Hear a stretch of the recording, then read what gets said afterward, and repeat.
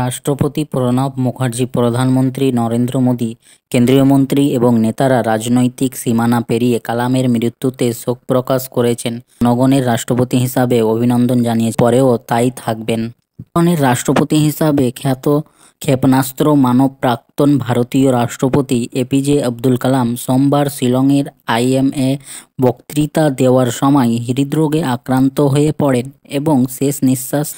অক্টোবরে ৮৪ বছর বয়সী কালামকে সন্ধ্যা ৬:৩০ বেথানি হাসপাতালের আইসিইউতে ভর্তি করানোর ২ ঘণ্টারও বেশি সময় পর মৃত্যু ঘোষণা করা হয়। সন্ধ্যা ৫:৪০ ইন্ডিয়ান ইনস্টিটিউট অফ ম্যানেজমেন্টে পৌঁছানোর পর তিনি কিছুক্ষণ বিশ্রাম নেন এবং সন্ধ্যা ৬:৩৫ লাইভ প্ল্যানেট বিষয়ে বক্তৃতা শুরু করেন। আইএমএ শিলংয়ের পরিচালক অধ্যাপক ডি এর মতে ৫ মিনিট পরে তিনি শেষে টুইট করেছিলেন, আইএমএ বাসযোগ্য গ্রহের উপর কোর্স করার জন্য শিলং যাত্রা। সন্ধ্যা ৭টায় বেথানি হাসপাতালে ভর্তি করা হয়েছিল, যা ইনস্টিটিউট থেকে ১ কিলোমিটার দূরে। হাসপাতাল কর্তৃপক্ষ তাকে জানিয়েছে যে কালাম হৃদরোগে আক্রান্ত হয়ে মারা গেছেন। মরদেহ সামরিক হাসপাতালে নিয়ে যাওয়া হয়েছে এবং রাতের জন্য সেখানে রাখা হবে। মঙ্গলবার ভোর ৫:৩০ বিমানবাহিনীর একটি হেলিকপ্টারে করে গুয়াহাটিতে নিয়ে যাওয়া হবে এবং সেখান থেকে একটি বিশেষ বিমানে দিল্লিতে নিয়ে যাওয়া হবে।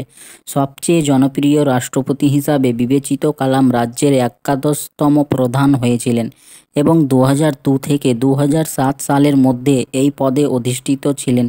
কিন্তু ঐক্যমতের অভাবে রাজনীতির কঠিন ও অস্থিরতার বাইরে থেকে আসা একজন ব্যক্তির দ্বিতীয় মেয়াদে ক্ষমতায় আসার সম্ভাবনা প্রত্যাখ্যান করা হয়েছে। রাজ্যপাল ভি ষাণমুগানাথন, যিনি তার ভর্তির খবর শুনে হাসপাতালে ছুটে যান, তিনি বলেন, কালাম সন্ধ্যা ৭:৪৫ মারা গেছেন। চিকিৎসা দলের সর্বাত্মক প্রচেষ্টা সত্ত্বেও তাকে পুনরুদ্ধার করা যায়নি। মুখ্য সচিব পিবিও ওয়ারজিরি হাসপাতালের বাইরে সাংবাদিকদের বলেন যে তিনি কেন্দ্রীয় স্বরাষ্ট্র সচিব এলসি গোয়েলের সাথে কথা বলেছেন এবং মঙ্গলবার সকালে গুয়াহাটি থেকে দিল্লিতে কালামের মরদেহ নিয়ে যাওয়ার জন্য প্রয়োজনীয় ব্যবস্থা করার জন্য অনুরোধ করেছেন। খাসি হিলসের এসপি এম খারক্রাং আগে বলেছিলেন, প্রাক্তন রাষ্ট্রপতিকে গুরুতর অবস্থায় বেথানি হাসপাতালে ভর্তি করা হয়েছে। সেনা হাসপাতাল এবং উত্তর পূর্ব Indira Gandhi regional institute of health and medical science এর চিকিৎসকরা শিলংয়ে শেষ নিঃশ্বাস ত্যাগ করেন।